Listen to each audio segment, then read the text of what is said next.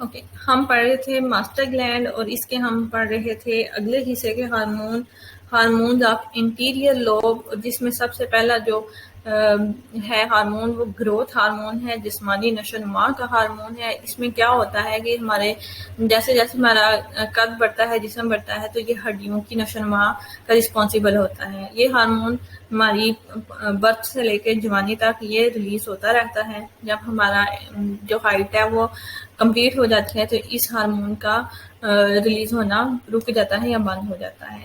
پھر وہ کہتا ہے اگر اس میں کمی بیشی ہو جائے یا زیادہ ہو جائے یا بہت کم ہو جائے تو اس میں کچھ ایشوز کریٹ ہو جاتے ہیں، جس کو آگے اس نے 3 میں ڈسکرائب کیا ہے۔ سب سے پہلے ہے بلغمی طول قامتی، جسے ہم گائنٹیزم کہتے ہیں۔ وہ کہتا ہے کہ اگر بچپن میں معمول سے زیادہ، مطلب ایک لیول ہوتا ہے، ایک ایوریج لیول ہوتا ہے، اس سے زیادہ ہونے لگتی ہے تو فرد کی جو ہڈیاں وہ بہت لمبی ہو جاتی ہیں اور اس کا قد بھی ایکسٹرا بڑھ جاتا ہے، تو اس کو ہم کہیں گے بلغمی طول قامتی، مطلب طول کا ہوتا ہے لمبا ہونا۔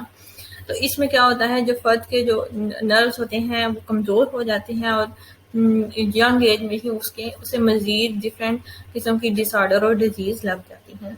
سیکنڈ ہم بات کریں بلغمی پست قامتی۔ پست ہوتا ہے چھوٹا رہ جانا، قامتی قد کاٹ کو کہیں گے۔ کہتے ہیں اگر اس کا بچپن میں جو ایک لیول ہوتا ہے اس سے کم ہو جائے تو فرد کی ہڈیاں چھوٹی رہ جاتی ہیں اور اس کا قد بھی نہیں بڑھتا۔ یہ جو چھوٹے ہوتے ہیں جنہیں ہم بونے کہتے ہیں، وہ انہی بیماری کا شکار ہوتے ہیں کہ ان میں گروتھ ہارمون جو ہوتا ہے وہ ایک ایوریج لیول سے بھی کم ہوتا ہے، کم ریلیز ہو رہا ہوتا ہے، اس وجہ سے ان کی جو گروتھ ہے وہ ہوتی نہیں ہے۔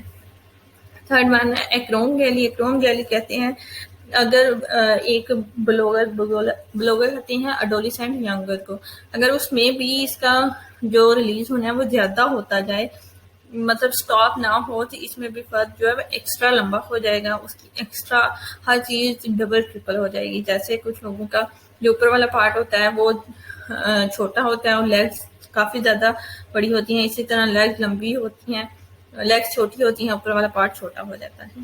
اس میں وہ کہتا ہے کہ یہی وجہ ہے کہ ان سب گروتھ ہارمون کا ایک خاص ایج تک بیلنس میں ریلیز ہونا ضروری ہے۔ اگر اس کا بیلنس آگے پیچھے ہو جاتا ہے تو ڈفرینٹ قسم کے ایشوز بن جاتے ہیں۔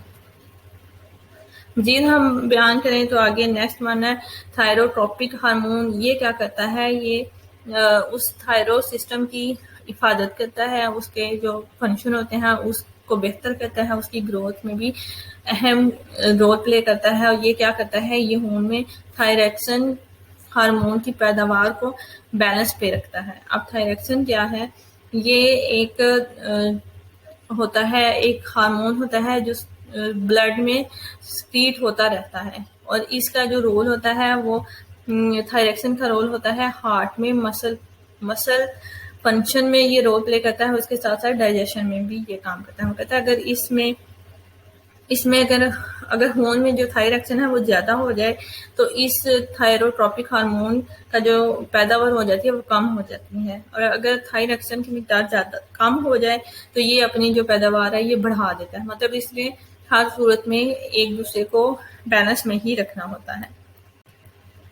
نیکسٹ ہے اے سی ٹی ایچ۔ اے سی ٹی ایچ کیا ہے، یہ کارٹیسون کی جو مقدار ہوتی ہے اس کو ایک بیلنس پہ رکھتا ہے۔ وہ کہتا ہے اگر کارٹیسون زیادہ مقدار میں خارج ہو جائے تو پھر اس کا جو ہے ریلیز ہونا وہ بند ہو جاتا ہے، اگر کارٹیسون کم ہو جائے تو یہ اپنا اخراج جو ہے وہ بڑھا دیتے ہیں۔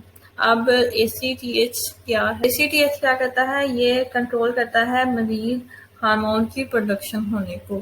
تو یہاں پہ اس نے جو کام کرنا ہوتا ہے، اس نے کارٹیسون کی جو مقدار ہے اس کو لیول پہ رکھا۔ کارٹیسون جو ہے، کارٹیسون بلڈ جو ہماری باڈی میں میٹابولیزم کا فنکشن ہوتا ہے وہاں پہ یہ اپنا رول پلے کرے گا۔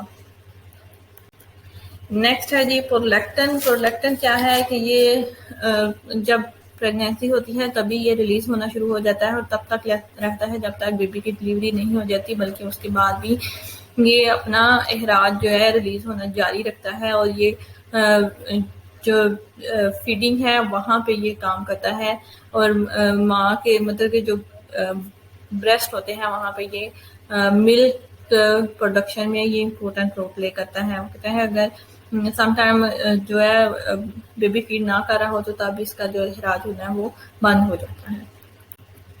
نیکسٹ ہے گونیڈوٹروپک ہارمون. یہ اس کو ہم اردو میں پیدائش نسل کا ہارمون کہتے ہیں.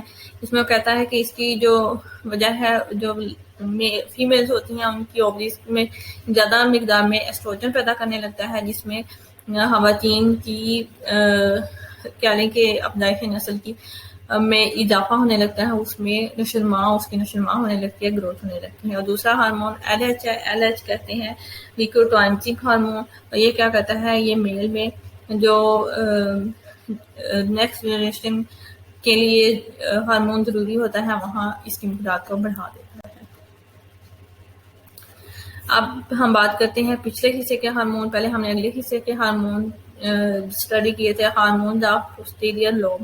یہاں پہ کہتا ہے کہ جو پچھلا حصہ ہے وہ 2 قسم کے ہارمون خارج کرتا ہے, اور اس 2 قسم کے ہارمون میں سے ایک مزید 2 ہارمون خارج کرتا ہے, تو ٹوٹل 4 ہارمون ہوں گے جس میں ویسوپریسن ہے اور پیٹیوٹرین ہے. سب سے پہلے ہم بات کرتے ہیں ویسوپریسن کی. یہ کیا کرتا ہے, یہ جو کڈنی نے جو صاف کیا ہوتا ہے پانی ان کو بلڈ میں شامل کرتا ہے اور زیادہ یورین کو روکتا ہے. دوسرا ہے پیٹیوٹرین. پیٹیوٹرین کے آگے مزید 2 ٹائپس ہیں. 2 ٹائپس میں سب سے پہلے ہے ایکسیٹوکسن. یہ کیا کرتا ہے, یہ فیمیل میں یوٹرس کو پھیلنے اور سکڑنے میں مدد دیتا ہے. اور جو پیٹرسن ہے یہ کیا کرتا ہے, ہیجانی کیفیات یا جب ہم سٹریس کی حالت میں ہوتے ہیں وہاں یہ جو خون کی ویسلز ہوتی ہیں, اندریاں ہوتی ہیں, میدا ہوتا ہے, مثانے کی جو نالیاں ہوتی ہیں ان کو سکیڑتا ہے, ان کو ایسے اکٹھا کر دیتا ہے. تو یہ تھا ہمارا پیٹیوٹری گلینڈ کے پارٹس دونوں. آئی ہوپ آپ کو آج کا لیکچر انڈرسٹینڈ ہو گیا ہوگا. تھوڑا مشکل ہے, ٹیکنیکل ہے, لیکن اگر آپ اس کو غور سے اسٹڈی کرو گے تو آپ کو کلیئر ہو جائے گا. نیکسٹ لیکچر ہم کل کریں گے. کل ہم اس ٹاپک کو کمپلیٹ کر لیں گے. اللہ حافظ.